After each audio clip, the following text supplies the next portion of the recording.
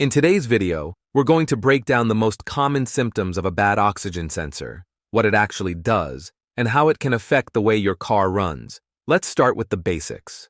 The oxygen sensor's job is to measure the amount of oxygen in your vehicle's exhaust system. Most cars have at least two oxygen sensors, one located before the catalytic converter and one after it. Some vehicles can even have 3 or 4, especially if they're equipped with dual catalytic converters. In this video, we're focusing mainly on the upstream sensor, the one positioned before the catalytic converter. Once the oxygen sensor heats up enough to operate properly, it starts sending data to the engine control module, also known as the ECM. The ECM uses this information to either add fuel or reduce fuel by controlling the fuel injectors. The goal is to achieve the perfect air-to-fuel ratio for efficient combustion. Here's how that works. If the sensor detects a rich condition, meaning there's more fuel and less air in the mixture, the ECM responds by reducing fuel delivery. On the other hand, if the sensor detects a lean condition, which means there's more air and less fuel, the ECM commands the injectors to add more fuel. This constant adjustment keeps your engine running smoothly and efficiently. On average, an oxygen sensor lasts around 100,000 miles. Of course, that can vary depending on driving conditions, maintenance, and overall engine health. Now let's talk about the symptoms. The first and most obvious symptom of a failing oxygen sensor is the check engine light turning on. There are several diagnostic trouble codes that can point to oxygen sensor issues. However, keep in mind that an oxygen sensor can still be faulty even if your check engine light is not illuminated. So if you're not seeing a warning light, that doesn't automatically mean everything is fine. The second symptom is poor engine performance. The closer your engine gets to the ideal air-to-fuel mixture, the better it performs.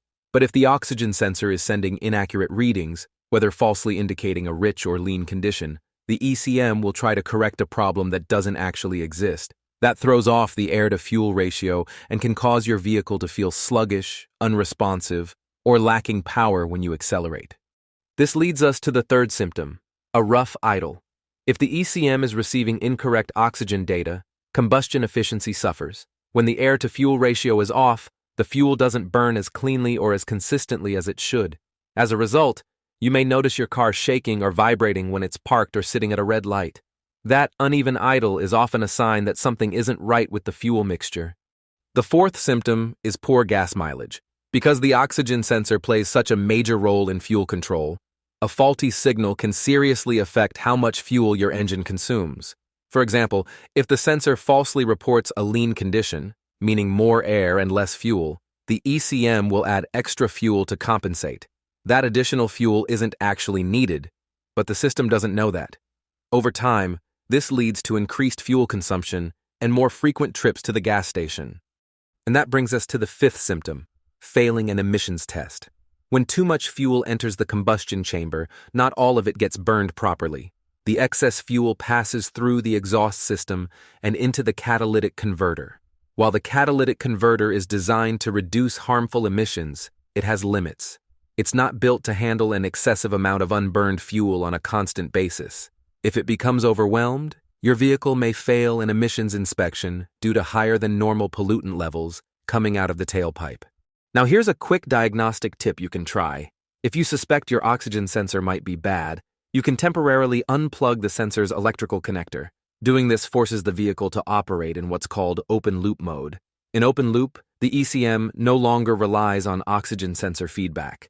Instead, it uses data from other sensors, such as the mass airflow sensor, engine coolant temperature sensor, throttle position sensor, manifold absolute pressure sensor, and others, to estimate the proper air-to-fuel ratio. If you notice that your engine runs smoother or performs better with the oxygen sensor unplugged, that's a strong indication that the sensor may be faulty and sending incorrect information. Of course, this is just a quick test. If you determine that the oxygen sensor needs to be replaced, make sure you use the proper tool designed specifically for oxygen sensor removal. It makes the job much easier and helps prevent damage to the wiring or the sensor housing. If this video helped you better understand the signs of a failing oxygen sensor, go ahead and give it a like. And don't forget to subscribe. I'll see you in the next one.